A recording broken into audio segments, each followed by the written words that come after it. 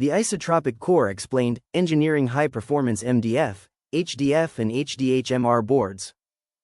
To build a material capable of machining to microscopic tolerances, you must break wood down to its cellular level.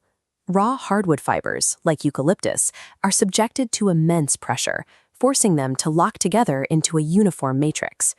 High-performance composites use a calculated matrix of microscopic hardwood fibers to eliminate the structural weaknesses found in natural wood.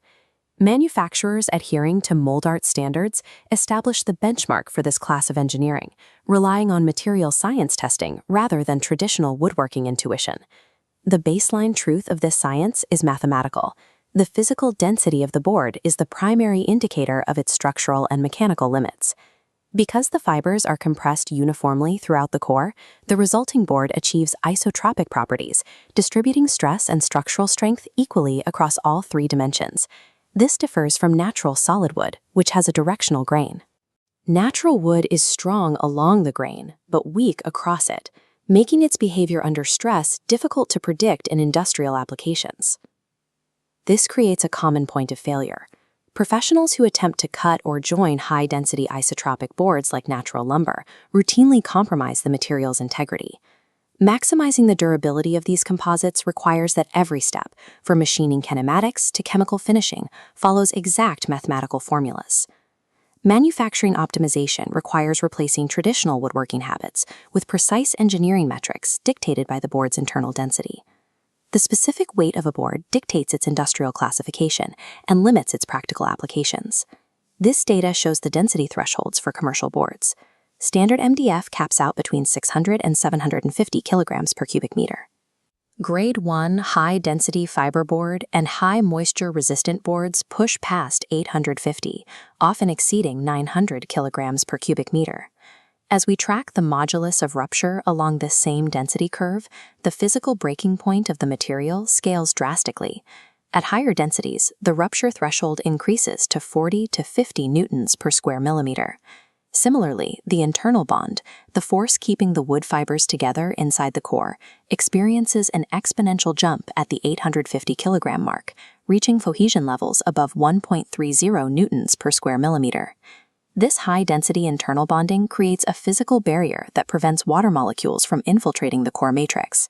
Environments like coastal regions or commercial kitchens routinely exceed 70. Standard MDF absorbs water rapidly, swelling by up to 45% of its original thickness. The engineered HDHMR board limits its maximum expansion to between 5 and 12%. While high material density increases weight and rigidity, its most critical role is providing the physical barrier required to survive demanding coastal or kitchen environments. Once a high-density board reaches the machining floor, its strength becomes a liability if the cutting parameters are wrong. You must calculate new kinematic limits. The dense internal resins that make these composite boards incredibly durable are also highly abrasive to standard industrial tools. A standard tungsten carbide router bit will rapidly overheat and dull when shearing through this dense matrix. To maintain precision without constant tool replacement, operators must use polycrystalline diamond bits. These PCD tools offer a lifespan ratio of up to 300 to 1 compared to standard carbide. This equation defines the optimal feed rate necessary to prevent surface delamination. Feed rate is the product of spindle speed, the number of cutting flutes, and the chip load. Chip load, or FZ, is the precise thickness of the material removed by a single cutting tooth during one rotation. For a standard 6mm bit cutting high-density board, the chip load must stay between 0.32 and 0.40 millimeters. Too thin, and the tool burns the wood. Too thick, and it rips the fibers out, causing fuzzing. You achieve this measurement by coordinating the CNC machine's rotation and movement speed. Loading a Z2+2 compression bit at 20,000 RPM with a feed rate of 14 to 16 meters per minute satisfies the perfect mathematical chip load. Precise, clean edges are the mechanical consequence of adhering to calculated kinematic chip loads. A perfectly machined panel still requires assembly, and this is where many structurally sound boards fail. Driving a traditional tapered wood screw into an isotropic board acts like a wedge, forcefully displacing the packed core and stripping the internal fibers. To prevent internal rupture, Any pilot hole drilled into these composites must measure 70 to 80% of the screw's shank diameter. This X-ray cross-section demonstrates the engineered alternative. While a standard screw tears the surrounding material, a Confirmat fastener utilizes thick, aggressive threads to bite into the dense pilot hole, effectively functioning as a steel dowel. The difference in holding capacity is significant. A standard screw in plywood yields at 3,200 newtons of force. The Confirmat fastener in a high-density board requires over 4,500 newtons to pull free. Beyond the internal joints, the exterior of the board presents a distinct chemical challenge for high-gloss finishing. A standard machined cut leaves a surface roughness average of 3.2 micrometers. For a mirror finish, that profile must be reduced to an ultra-smooth 0.4 to 0.8 micrometers. Exposed edges are 100% more porous than board faces. They act like blotting paper, absorbing liquid coatings and compromising the final aesthetic. The chemical solution is a 2-component polyurethane or shellac-based primer. This compound seeps into the fibers and hardens, sealing the porosity before the top coat is applied. Secure assembly and high-glass finishes require treating the material as an engineered matrix that demands steel dowel systems and chemical sealants. One final invisible metric governs the manufacturing cycle: chemical safety and off-gassing.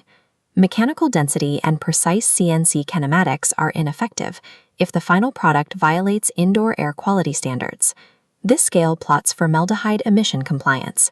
The E2 classification marks levels exceeding 0.10 parts per million, rates high enough that the material is restricted to packaging. The E1 category drops the limit to 0.10 parts per million, establishing the global standard for general office spaces and residential homes. The strictest benchmark is the E0, or super low standard.